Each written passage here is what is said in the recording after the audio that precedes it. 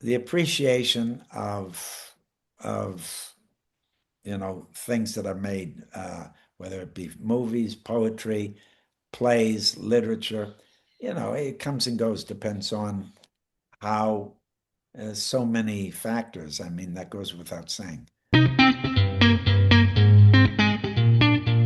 Wow, you got Um, fire on.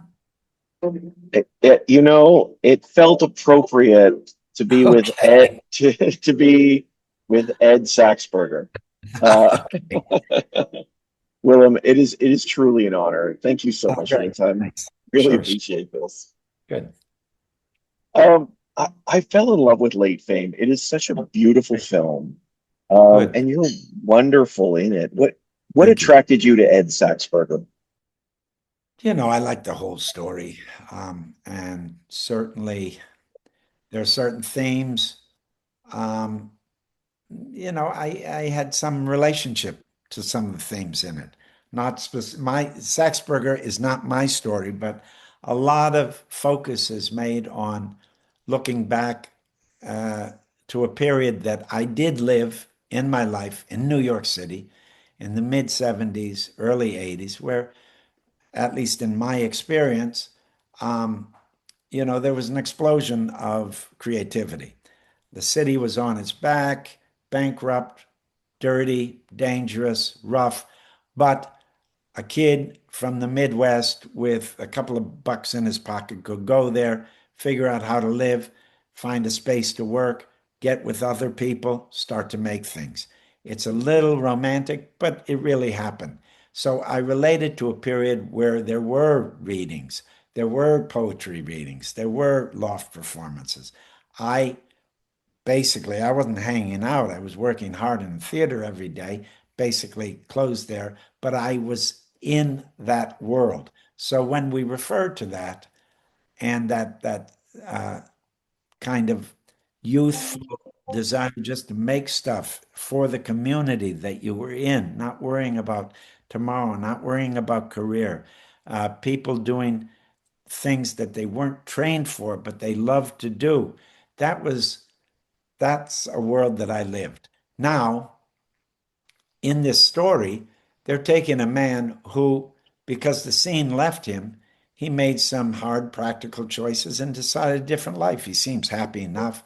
But then when they start dealing with him, they kind of flatter and seduce him into rethinking about that time and, in a way, revisiting that time. So I think that's interesting.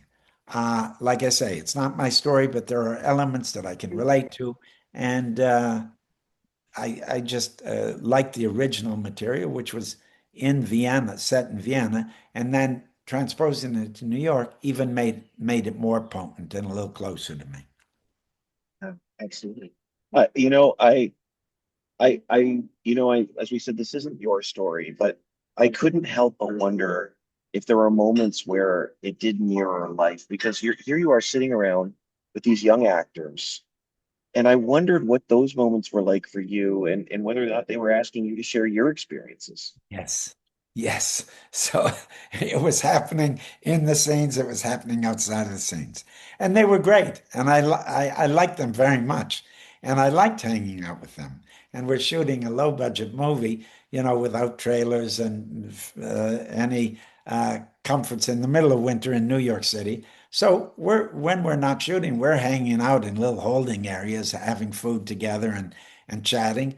And of course, that's what's happening. So that was really that was really I started to get seduced just like Ed Saxberger started to get seduced and started telling war stories and stories about making movies and I don't know. So that did re-engage me with the kind of the allure of people wanting to listen to you. And then the danger is you start to like the sound of your own voice and think what you have to say is important. So, lots of questions about identity, and choices you make in life and what you need to do and what makes you happy and what's practical to do. So that's all floating around. And if that sounds a little dry, I don't think it is because I think everybody on some level uh, can relate to this, that in different stations of life, you want different things. And sometimes you're forced to make choices that take you away from the things you love because you're anticipating a life that you don't know yet, I guess. Well, this is one of the things I love about this character and about this film is that tension between reality and expectation. So for when he's around his friends that he's had for 30 years, he's Ed. When he's around this young crop, he's Saxberger. Right. Uh, and for you as an actor, have you felt that tension and what's that like? It's just, uh, different people have a different relationship to you depending on how they know you, let's face it. And yes, I have friends that we don't talk about what I do for a living at all. They know me as in a very different way, and then there's people that know me exclusively through what I do. So I'm used to that. Even within that, even within people that know what I do or follow what I do, there's a wide range of understanding. Uh, some people, think you make Marvel movies. Some people think you make obscure art house movies. Some people, you know, I I've got a bunch of releases coming out, and I have people come up to me and say, "Oh, when you coming back to the theater? When you coming back to make movies?" And it's like, oh, okay, okay, what do I say? So, um, well, that's kind of a side thing, but I find that really kind of interesting. So you gotta, I guess it's the old story, to thine own self be true. You got to figure out who you are, not from other people, but from how you feel and what floats your boat, I guess. Well, with that being said, thinking about Ed, do you think he's satisfied? Because there's this question of satisfaction for him in his life. I don't know whether he's satisfied, but he's not miserable. He's not sad. I mean, he certainly isn't a snappy dresser. And and when he goes to the bar, it's a pretty down bar, pretty um but I don't think the film judges, his level of happiness. But when this enthusiasm society, this group of young artists that admire him, come and start to ask him to hang out with them, something shifts. He has a different view of himself, and to see how rapidly his identity or his way of being changes because of this group of young boy artists.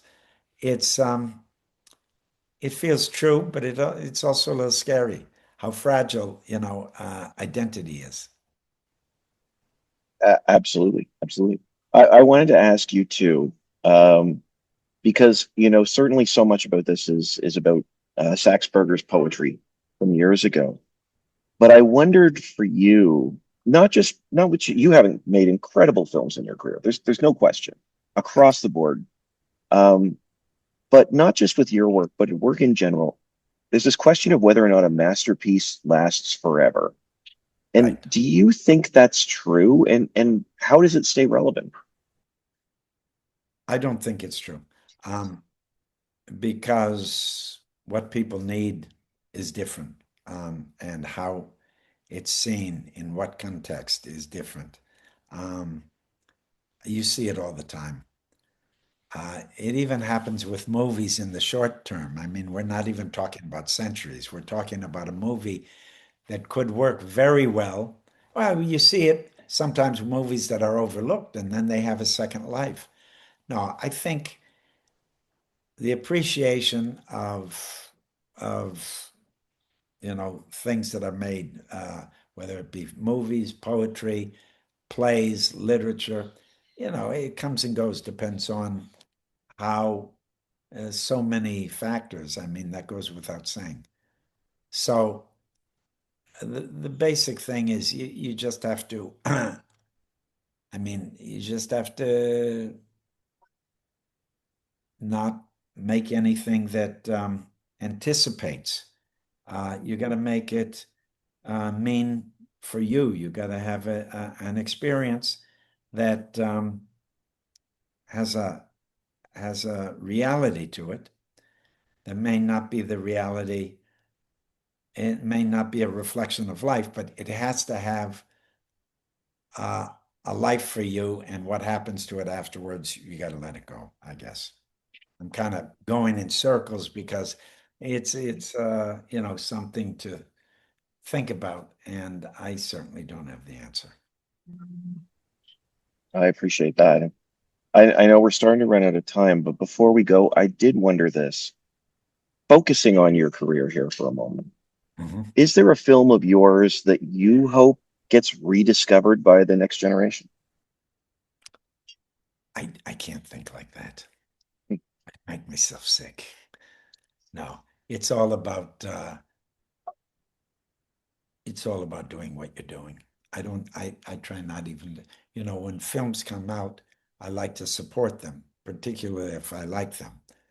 Um, but I must say, sometimes I make films that I can see their flaws, but I always have to stand by them because, with very few exceptions, and there are some exceptions, how they were made and what I put into them was, for lack of a better word, let me say sincere. So it's like if they aren't good, you know, take me to the woodshed, but I'm going to stand with them and try to present them in a way that um, people can receive them in the way that I intended them to be made.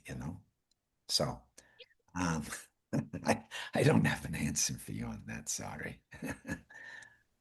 Honestly, Willem, I am so honored to have the chance to chat with you. Thank you so much for your time. I really, Yeah, truly appreciate it. great. Thank you. My Have a wonderful day. All right. You as well. Ciao. Thanks. Bye bye.